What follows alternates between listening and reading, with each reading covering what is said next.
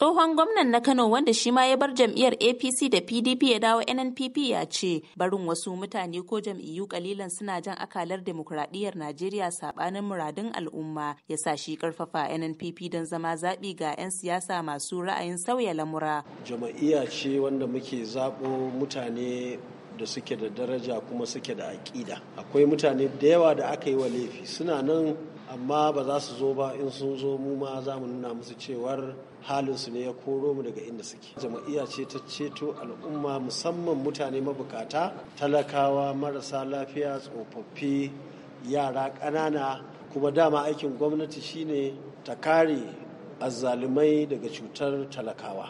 Wannan shi yasa muka fito da wannan tsarin. Duk da Kwankwaso bai amsa tambayar tunanin da ake yi kan cewa NNPP tamkar kadangaren bakin tulu ce, ya ce suna maraba da duk wanda zai zo a yi kawance don zaben mai zuwa. Muna neman mutane su zo a yi alliance da su, a zo a tafi da su wanda suke da niyya ta gyara, ko mutum ɗaya ko mutum kungiya ko jama'iyya, duka mu a buɗe muke kuma a tafiye muke. Muna neman mutane, amma mutane ya kasance wa'anda muke da fasalin irin aƙida ɗaya ne.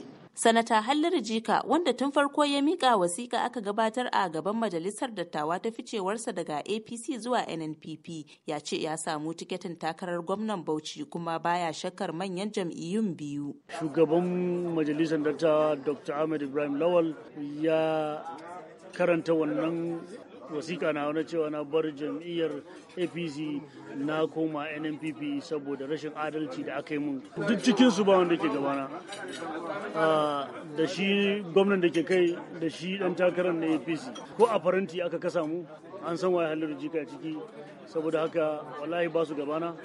Al'umman jihar Bauchi ne a gabana, da yanda damuwa na shine yanda zan tafiyar da harkokin gudanar da shugabancin jihar Bauchi shine kawai a gabana. Da yake sharhi, ɗaya daga iyayen jam'iyyar injiniya Buba Galadima ya ce jam'iyyar tasu na samun karbuwa da masu son takara kuma har ma sun cike dukkan guraben takarar. Juma'ar da za ta yi kyau tun daga Laraba ake gane ta. Mu kanmu abin har ba mu tsoro yake, domin jam'iyyar da take wata 3.5 kacal ta yi wannan tashin goron zabi a ƙasar nan, wanda a yanzu dukkan wata kujera da take ƙasar nan, House of Assembly wajen kusan 8,000, House of Rep wajen 360, Senators wajen 109, gwamnoni 36 ko kuma 28 wayanda za a yi zaben su a wannan karan da shugaban ƙasa. Duk waɗannan guraben a ƙasar nan gabaki ɗaya kaf mun samu 'yan takara ingantattu. Wannan jam'iyya da kake gani yau watan ta 3.5, ran da muka samu wata 9, billahi lazi duk wayannan azzaluman sai mun hana su yawo a titin ƙasar nan. Za a iya cewa zuwa yanzu 'yan takarar gwamna a kusan dukkan jam'iyyu na duba hagu da dama don sanin waɗanda za su yi tafiya da su, musamman 'yan majalisar jiha gabanin mika sunaye ga hukumar zaɓe a ranar 15 ga watan gobe.